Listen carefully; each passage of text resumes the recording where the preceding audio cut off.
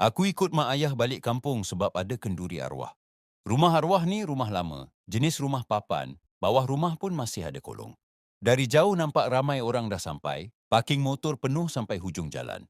Masa aku turun kereta, angin kampung tu lain macam, sejuk tapi rasa rapat. Mak terus pesan, Amin duduk elok-elok. Jangan mulut lepas. Ayah pula tambah, ini kenduri arwah bukan tempat main. Sampai je depan rumah, orang tua kampung macam dah kenal aku, salam sorang-sorang. Tapi ada satu pakcik tua tegur pelan, budak-budak jangan banyak tanya. Jangan sebut benda pelik. Aku pelik tapi angguk je. Kawan sepupu aku Rafi bisik, rumah ni dulu pernah kena ganggu. Malam ni ramai orang tidur sini. Tapi semua orang ulang ayat sama. Pantang pertama, jangan mulut tak jaga dekat rumah orang meninggal.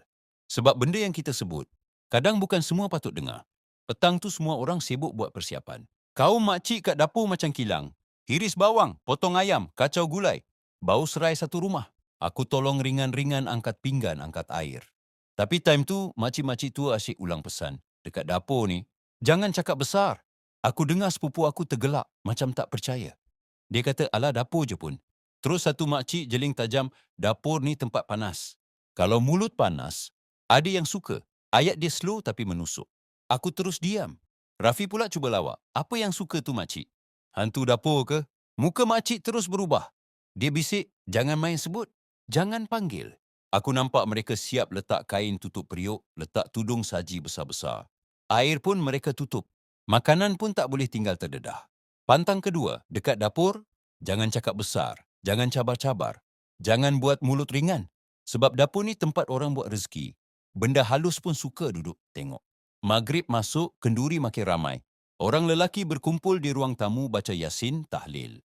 Aku duduk belakang ayah, dengar suara bacaan bersambung-sambung. Rumah kayu tu bergetar sikit sebab ramai sangat orang. Lepas isyak, budak-budak kampung mula berkumpul luar rumah. Biasalah bila ramai orang, budak pun mula rasa seronok. Ada yang nak main sorok-sorok, ada yang nak main kejar-kejar. Tapi tiba-tiba Tok Ketua Kampung datang, suara dia keras tapi lembut. Oi budak-budak, malam ni jangan bising. Jangan gelak kuat, semua terus senyap. Aku pun ikut senyap. Rafi tarik aku tepi. Dia kata dulu ada budak main bising waktu kenduri arwah. Lepas tu ada yang ikut balik. Aku meremang walau aku cuba buat bodoh. Aku perasan satu benda. Setiap kali orang tua jalan lalu kawasan dapur, mereka baca sesuatu perlahan. Macam doa kecil. Pantang ketiga, waktu malam kenduri arwah. Jangan gelak kuat, jangan buat bunyi macam pesta. Sebab malam ni bukan malam suka-suka. Malam ni, malam orang lama pun mungkin lalu. Bila tahlil habis, orang ramai mula makan. Budak-budak duduk satu sudut makan lauk gulai, sambal, ikan goreng.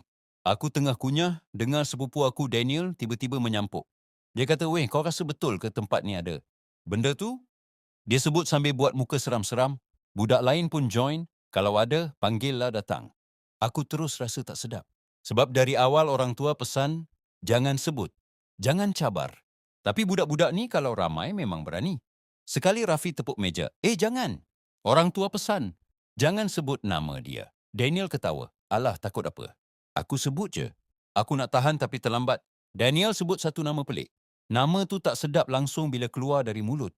Macam ada berat, lepas dia sebut suasana jadi aneh. Bukan sebab orang marah, tapi sebab bunyi rumah berubah. Angin macam berhenti. Pantang keempat, jangan sebut benda pelik atau nama yang tak sepatutnya, lebih-lebih lagi kenduri arwah. Sebab sebutan tu macam, bagi alamat. Ini babak paling aku tak boleh lupa. Dalam dapur ada periuk besar, jenis periuk kenduri.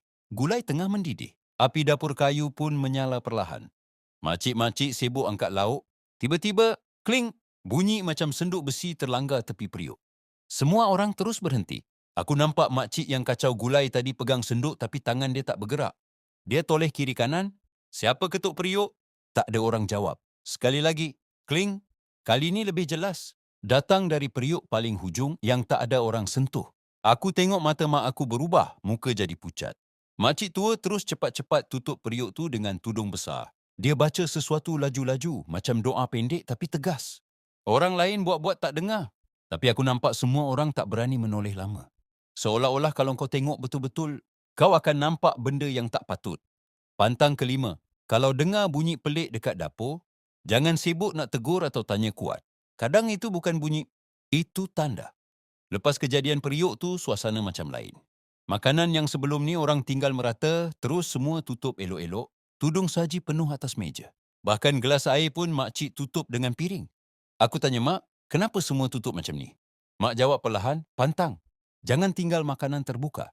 Lagi-lagi kenduri arwah. Ayah pula tambah, kalau tinggal terbuka, nanti ada yang tumpang makan. Aku ingat ayah bergurau. Tapi cara dia cakap serius. Tok Imam yang lalu belakang kami pun angguk macam setuju. Rafi bisik, dulu ada orang tinggal kuih terbuka. Esok pagi kuih tu ada kesan jari. Tapi bukan jari budak. Aku telan liur. Malam makin lewat. Aku perasan ada pinggan lauk yang macam berkurang sendiri. Padahal tak ada orang dekat situ. Mungkin aku perasan lebih. Tapi lepas bunyi periuk tadi, susah nak tenang. Pantang keenam, makanan jangan terdedah, jangan biar tak bertutup. Rezeki kita jangan bagi sesiapa tumpang tanpa izin. Budak-budak tu memang susah nak duduk diam. Lepas makan, Daniel buat lawak bodoh sampai budak lain gelak kuat. Gelak dia jenis lepas. Macam tak ingat rumah tu kenduri arwah. Hahaha, kuat gila. Tak sempat 5 saat, Tok Ketua terus muncul macam teleport. Dia tengok tajam dekat budak-budak. Oi, siapa suruh gelak kuat? Malam ni mulut jaga. Suara dia tak tinggi sangat, tapi tegas. Daniel terus diam, muka merah.